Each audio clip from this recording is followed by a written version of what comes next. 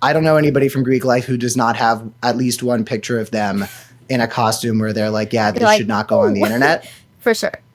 It's easy to not understand the gravity of something when you just don't have like the empathy or like don't have the brain development to look at this and be like, that's kind of fucked up. Children are protesting ICE on Roblox, and I'm not 8, so I don't know that much about Roblox. But my name is Cameron Kasky. I'm joined today by my friend Ellie Schnitt, and we are going to talk about it. If you're not familiar with what Roblox is, because I'm somewhat unfamiliar with what Roblox is, it's like an online world, I guess. It's a server where I guess kids are building towns and video games and stuff. It's sort of like Infinite Sandbox Minecraft, where you can kind of do anything and make all sorts of mini games. People just go there to hang out. Like, there's tons of little Gen Alpha kids who go on Roblox just to talk on servers with their friends without even really doing anything. But there's games you could play within Roblox. I think they do concerts you can attend. Maybe that's just Fortnite. Yeah, they do that on Fortnite. It's one of those metaverse-y, people go there just to vibe with each other games. But also, you know, when social tensions flare up, it can be a platform for activism. And we've seen that recently. Our friend Taylor Lorenz did a piece on ICE protests within Roblox. And I think you were the one who texted me about this. I did text you about it because I found it so interesting. Like upon first glance, you might be like, that is so silly and funny. Like, why are kids role playing ICE in this like online world? But when you really dig into the story, I think it's really interesting. I would love if you could show a clip of some of these protests, because there are people who are role-playing ICE raids, and then there are people who are counter-protesting the ICE raids, and then there are police now, I guess, role-playing in-game shooting the protesters. So that's an important distinction to make. I'm glad you said it. It's not just kids protesting ICE in Roblox. It's kids also role-playing ICE. And it's this really, really alarming thing where you're seeing children respond to what's going on with ICE by saying, you know what, let's pretend we're doing that in a children's video game. Dante, can you throw up one of the videos giving us some context here? So today I was watching a movie in my crib when all of a sudden I heard a knock on my door. So I'm like, I know the raid is going on right now. So this doesn't sound like a little kid. So I fucking hid in my room. I locked the door because I was super scared. Like, I couldn't handle all this shit going on right now in the world. And then he was trying to bang on my door. I was like, oh hell no, they're gonna take me away from my family. But then like, I got too scared, bro. They said they're threatening. What the fuck am I watching right now? Like, oh fuck, I'm gonna get taken away from my family. But I had to open the door. And then I opened it, bro. I didn't want to. That guy's in way too good shape to be a cop. He kept smacking with the bat. He's also wearing a uniform, which we know ICE agents don't do. Follow him. Yeah, where's his mask and plain clothes? His face covering and plaid shirt. Looked the other way, cause, you know, and then I looked, and I knew this was Sorry? Yeah. Well, real quick, I want to point out that even though this sounds like a fully grown adult man, when it comes to distribution of Roblox audiences worldwide, this is from 2022. I don't know if there's been a major demographic shift, but 22% of the users are under 9. And then in 9 to 12, it's 23%, 13 to 16, 15% of users. Then it jumps up from 17 to 24, where it's 21% of the users. And then 17% of the users are 25 plus, which is a pretty substantial amount. 17% of the users being over 25 when most of these kids are like 9 is strange. Yeah. And then on the same graph, it says unknown 1%. So I guess there could be some people like 90-year-old Bulwark subscribers. This is very concerning. And it's sort of followed the same arc as real life, where now it has escalated into protests and police violence. Dante, can you play the next clip?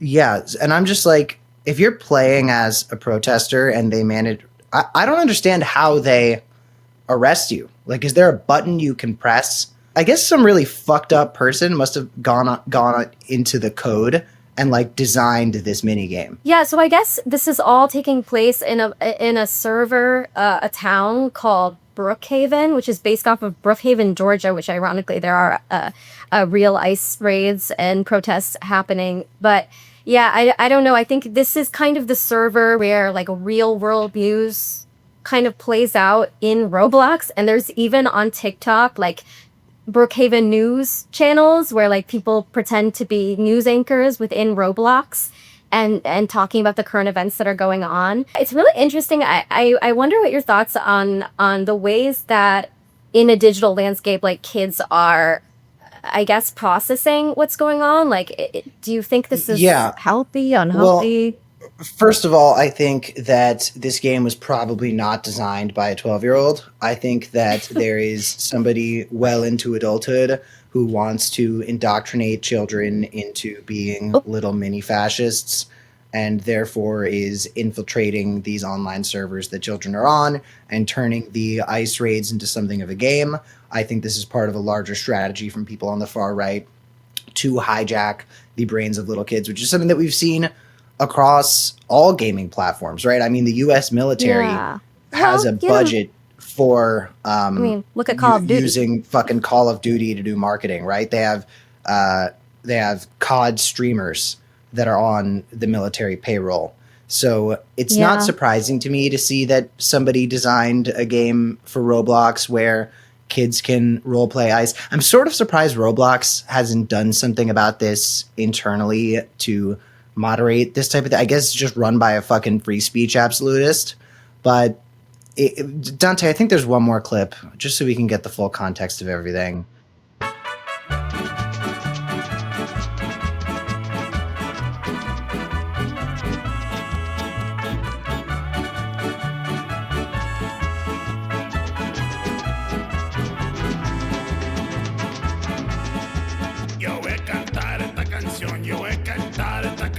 Para mi gente, con una pasión tan fuerte. Ay, ay, ay, ay. Right. Okay, that's enough. Worth pointing out that there's a laughy, cryy face emoji on that, which speaks very subtly but noticeably to the larger effort to normalize all of this. But putting this in a video game is part of how we memify it and therefore make something like these raids feel more normal and accessible to young kids. Can I honestly say that I kind of disagree with your premise on why this is happening?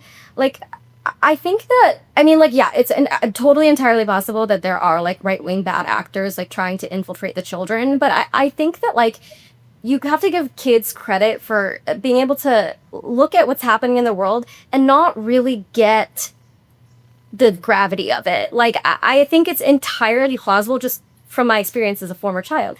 I think it's entirely plausible that there are just kids who are like, oh, ICE raids are happening. That's that's funny to like role play, or that's funny to like pretend to be. If you're like 9, 10, you don't really get it, but you get that it's like a controversial thing. I think it's entirely close that they're literally just kids that think it's funny, because I think right-wing ideology, like to believe in that stuff, to think this is funny as an adult, you have to have kind of a baby brain. So it's plausible to me that children might just be doing that because they don't know how to process it otherwise.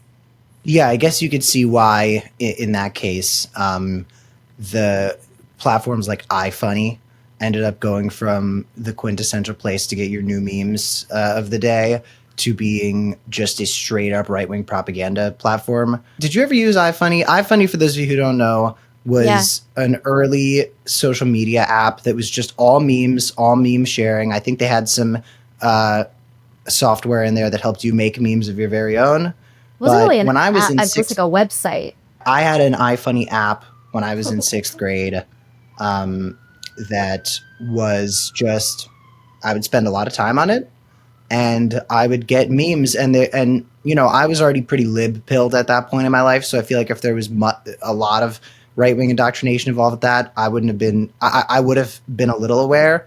But then I looked at it in like 2018, and it looked like fucking 4chan. So I suppose there's totally a point to be made about how role-playing, that type of thing, it's a real jump to compare these, but it's almost like playing cops and robbers, where role-playing this type of thing as a child is fun. And I feel like there's some like shit that happens at frats. I don't really know what, because I was never in a frat, but I feel like at frats... Oh, you mean the handcuff parties? I know about the handcuff parties, but I feel like there's also some more fucked up roleplay shit that happens there. Again, I don't know.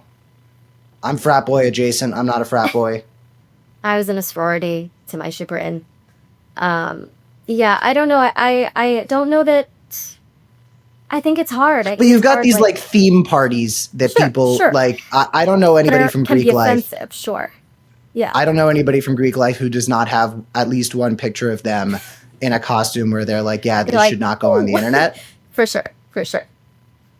So because I anyway, think it's easy to not understand the gravity of something when you just don't have like the empathy or like don't have the brain development to look at this and be like, that's kind of fucked up. But there are also still kids on there counter protesting. There have been a lot of more left wing protests. There was a pro-Palestinian protest on Roblox that it said reached 270,000 users. So I don't know that all is lost. We will have to see. I think it might be. I think Taylor's piece, even though people on the right seemed to take it very personally, I think Taylor's piece on this maybe ought to send a message that it might be important for us to watch things like Roblox, where you've got millions and millions and millions of users, not just playing games, but also like using this as a platform to socialize with each other.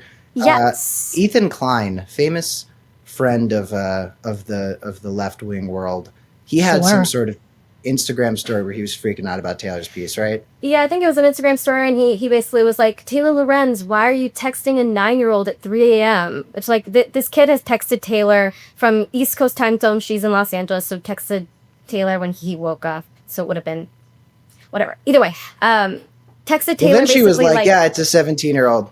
Which, right, but the kid was texting her, Taylor, we got shot by police in Roblox. It's not like this kid was like, hey, Taylor, what's up? What are you wearing? Like, you know, like... It's not like Taylor was like, you up, question mark. No, right. Like, that's funny. But yeah, they were like very trying to find like a way that they could make Taylor like a villain in this when she's just reporting, you know, something that is happening, which, by the way, parents need to know that kids are in these communities and being exposed to things like this. I mean, look at like the rise of Andrew Tate and like kids who watch Asmongold and all these other sort of right-leaning, right-adjacent figures that they just think it's cool and funny. Like, you may not know your kids are doing that. Well, everybody, keep an eye out for your brothers, sisters, siblings, and make sure that they're not doing fascism on their little video games. Ellie, thank you for joining me. More soon, everybody. Please subscribe, or honestly don't. Fuck you.